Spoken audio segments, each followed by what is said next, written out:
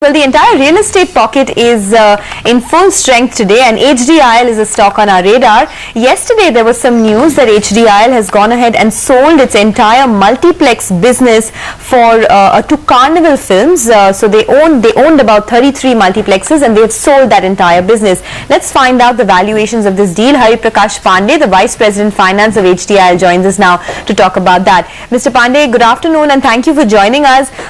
How much have you sold your entire business to Carnival Films for? Thanks, Sonia. We have sold the entire 33 screens by divesting our stake in our 100% subsidiary HDIL Entertainment, and the total value is in the range of 105 to 110 crores. Okay. Mr. Pandey, hi, thanks for joining in today. Can you just give us a sense on the reason for the divestment? No. And what will the funds be used for? The focus of the company was very clearly to exit from some of the non-core businesses. So we have exited from our leisure business, and now we are exiting from our multiplex business. And the proceeds will be utilized for working capital and for debt reduction both. Okay. What else do you have as far as non-core assets that you could be looking to sell? I mean, you told us about your entire leisure business that you've exited from, but what more is HDIL planning to exit from? No, I think we had two businesses, multiplex and leisure business, where HDIL had a 45% stake. I think we have exited from both the businesses. So now I think our focus will be more on Mumbai real estate, some of our slum rehabilitation project, and also the projects on the outskirts of the city. Apart from it, we have a couple of land parcels outside Bombay, wherein we have a joint venture interest, and we are also looking to monetize those land parcels. Okay. So all in all, your total debt, your consolidated debt is somewhere around 3,300 crores. What could be the fair assumption of how much HDIL can reduce its debt by the end of FY15? We have set a target of around close to 600 to 800 crores by the end of FY15, and I think we are on track to reach to that number. So how would the remaining debt reduction come through? If you could just take us through the maths, the multiplex business around 105 crores in terms of divestment, the leisure business, how much did you rake up, and where will the additional amount to reach 600 to 800 crores come from? See, the leisure business already we have accounted for in the fourth quarter. So last year, that's the reason we were able to reduce our debt by around 600 crores. Okay. Going ahead, I think the debt reduction will happen through combination of some of the land parcels outside Bombay, which we are looking to sell, and also the internal accruals. I think our business is doing well. For last 3 quarters, we have a positive cash flow from operations, and the focus this year is to kind of reduce the debt and start some of our projects so that we can look at growth again. So it will be a combination of internal accruals, FSI sales, and some of the land parcels which are outside Bombay.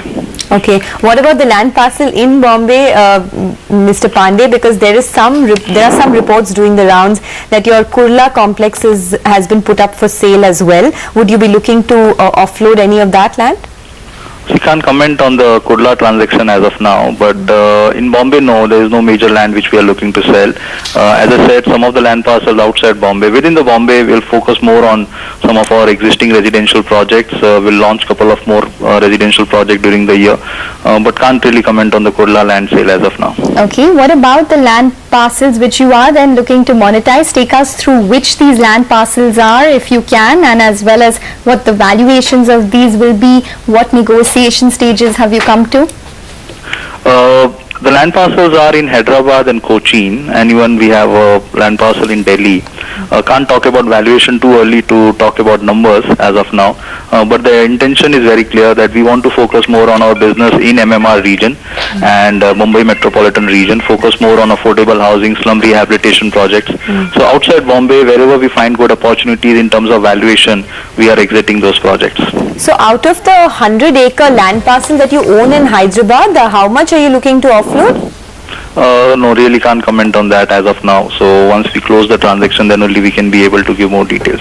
Okay. Since we have you with us, Mr. Pandey, we're getting into the budget now, and there are expectations for this real estate sector. One, that there could be some clarity on this double taxation for REITs, and the REITs might come through. And two, there could be this infrastructure status given to real estate as well.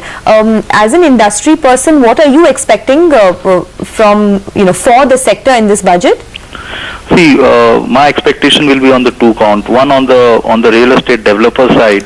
What we look at is the industry status being given to the affordable housing or the real estate, because that helps us to kind of reduce our borrowing cost, open up the external commercial borrowings for larger township projects, and incentivize developers by giving tax reduction in form of Section 80IB. And also get some clarity on the service tax issue, because there has been a lot of complications and there are too many taxes on the real estate sector in form of indirect taxes. So if there is some concession or relaxation given on those parts, would really help the sector.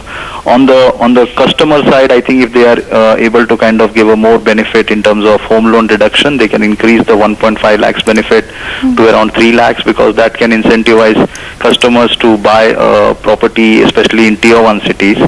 And also bring more clarity in terms of the overall affordable housing interest rate, because there has been some deduction for priority sector lending. If they can increase and work on that, that would also be great. Okay, that's on the budget, but Mr. Pandey, I just had one question with regards to your business. You said that internal accruals will also help you reduce debt. What are your current projects on stream which are up for pre-sales or sales at this point in time, and what is the offtake looking like in terms of even sales at this point versus the same time last year? Overall, in terms of the business-wise, we have got around close to 14 or 15 residential projects in Bombay, and a lot of these projects have seen an offtake in last 3 months, thanks to a lot of infrastructure development projects happening in Bombay. So there is good point-to-point connectivity. So especially the projects in the eastern part of the city, in Mulund, Thane, and Ghatkopar, have kind of seen a renewed interest. The volumes have picked up. Also, our focus on execution, and this year we are planning to hand over possession for another 3 residential projects in Bombay. So the focus is on the execution, and most of these projects will give cash flows in this year. All the best, Mr. Pandey, for the quarters to come. Thank you for stopping by and giving us details on the monetization of non-core assets that they have done. Not only have they sold the multiplex business for 105 crores, but they plan to sell a lot of land as well, and looking to reduce their debt from 3,300 crores by about 800 crores by the end of this year. So HDIL up about 1%. But let's get a technical check now. Manas Jaiswal of manasjaiswal.com joins us to give us his views.